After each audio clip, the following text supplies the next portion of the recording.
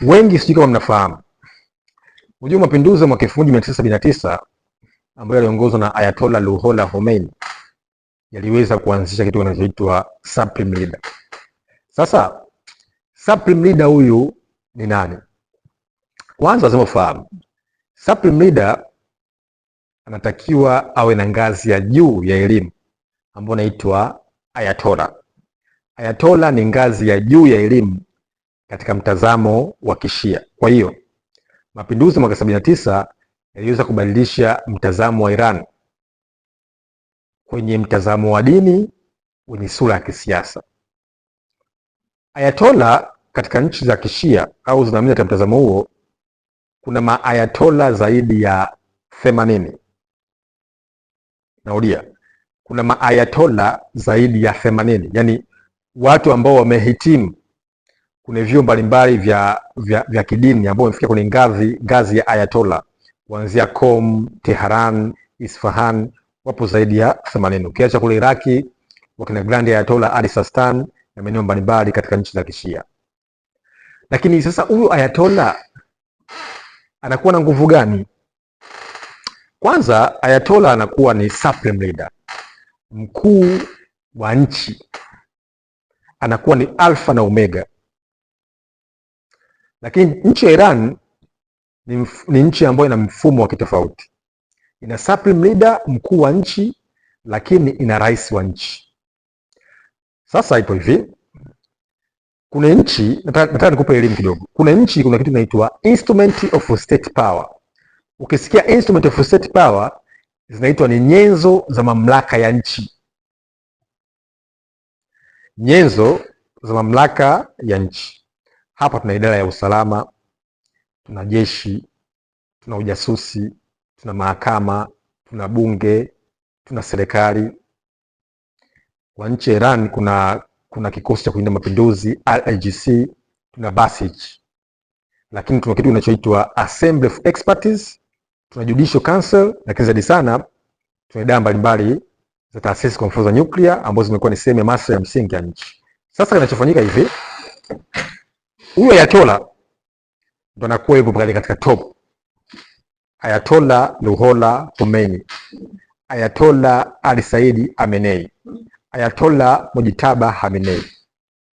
Kwa chini yake kuna kitu kinaitwa taasisi ya rais, Dr. Masoud Pezeshkian, Amin Najab, Ibrahim Raisi na viongozi wengi ambao walipita ni taasisi. Chini yake kuna bunge, kuna mahakama. Upande wa kushoto kuna kikosi cha kulinda mapinduzi IRGC. IRGC ina matawi, kuna Quds na kuna Basij. Kuna jeshi kuna jeshi la watu wa Iran, kuna jeshi la polisi, kuna SAVAK, polisi wa ndani. Alafu kuna idara ya usalama wa taifa, kuna idara ya nuclear na kuna taasisi za serikali. Alafu kuna kitu kinaitwa the Guardian Council, yani baraza la ushauri. Alafu na the Assembly of Expertise. Hapa inakuwaje? Ipo hivi, huyu ayatollah huyu anachagua baadhi ya wajumbe kwenye the Guardian Council, baraza la washauri wa nchi.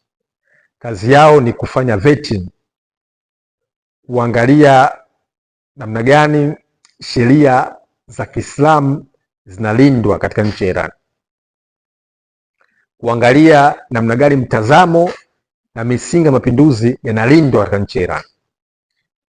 Ayatollah anakuwa anachagua baadhi ya wajumbe kwenye Guardian Council. Halafu kuna kitu kinaitwa Assembly of Expertise, baraza la wataalamu. Hapa kuna wajumbe zaidi ya 88 mpaka 90. Hawa wamekuwa wakichaguliwa kwa kipindi cha miaka 8. Kila baada ya miaka 8 wanachaguliwa Assembly of Experts. Ni wataalamu wa kidini, wamesoma sheria za kidini, wamefanya tafiti, wana uzoefu katika masuala ya Shia cleric. Hawa wanachaguliwa na wananchi kwa miaka 8. Sasa hawa ukiwatazama ndio wana jukumu la kumchagua ayatollah. Maana ni kwamba sasa Ayatollah anapochaguliwa kuna uwakilishi wa wananchi ambao sio wa moja kwa moja, yaani kama vile ambavyo South Africa wakienda. South Africa unajua hawapigi kura kumchagua rais. Yaani kwa mfano Rais Cyril Ramaphosa, uchaguzi mwaka 2024 kilichofanyika ni hivi. Watu walipiga kura kuchagua wabunge.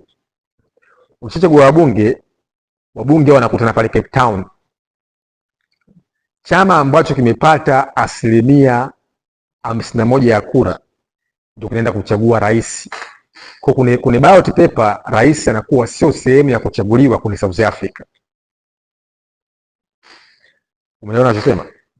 Nasema hivi, kwa mfano South Africa hawachagui rais kwenye mchaguzi wao, wanachagua wabunge. Wale wabunge sasa, kwa mfano Omokutu Wisizwe, ANC, Democratic Alliance, Economic Freedom Fighter, wakisha kuchagua wabunge sasa wanaenda pale Cape Town. Pale Cape Town kama chama kimepata wabunge zaidi ya 51%, 51% kinaenda kuchagua rais. Kwa rais anachaguliwa baada ya kuchaguliwa wabunge. The same katika Iran. Unachagua Assembly of Experts, baraza la wataalamu, ambao hawa sasa wanachaguliwa baada ya miaka 8.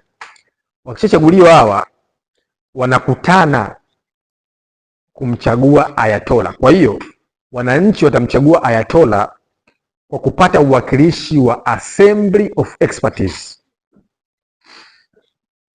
Utakuwa umeelewa sasa.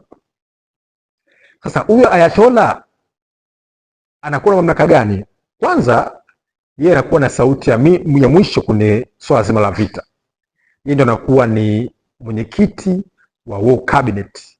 Afu anakuwa na katibu wake ambaye amekuwa akimsaidia kwenye shughuli za kila siku. Kipindi cha Ayatollah Ali Said Khamenei alikuwa Ali Shamkhani, one of the mastermind kwenye nchi ya Iran.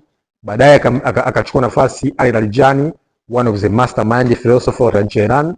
Sasa hivi anatajwa Said Jalil kuwa anaongoza idara ya usalama, jeshi, idara ya mahusiano ya kimataifa. Ndio maana moja ya sifa ya kuchaguliwa Ayatollah, lazima uwe una uzoefu wa kijeshi, uzoefu wa usalama, mahusiano ya kimataifa, kujua uongozi, kulinda mapinduzi, kuendeleza legacy ya mfumo wa Iran. Kwa hiyo is one of the most complex system in the world. Ni moja ya mfumo ambao umetengenezwa katika kuendesha serikali.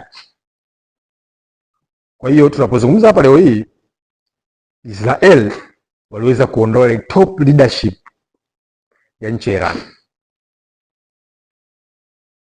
Ni pigo kubwa sana ukitazama, kwa sababu system yao ni system ambayo mamlaka zote za nchi, nimesema mwanzo hoja yangu ya kwanza, instrument of state power zimekuwa zikilinda au zikihakikisha kwamba utawala huu unakuwepo na uanguki.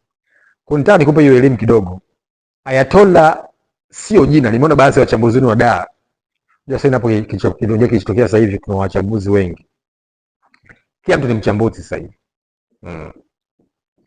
Nimeona mpaka wachambuzi wa taarabu, mpaka wachambuzi wa mpira sasa hivi wanachambua mambo ya siasa. Sasa Ayatollah sio jina la mtu. Na nimemsikia mmoja anasema kwamba Iran ni kama Malawi tu kijiografia. Anasahau kwamba Iran kijiografia Tanzania inaingia mara 2. Lakini mchambuzi anasema kwamba Iran ni sawa sawa na Malawi. Bwana, tutaonana kesho kwenye vipindi mbalimbali tukiendelea kuchambua masuala makubwa ya kimataifa. Usiache hapo kusubscribe. Godfrey Mchungu, mwana falsafa, mchambuzi wa kimataifa.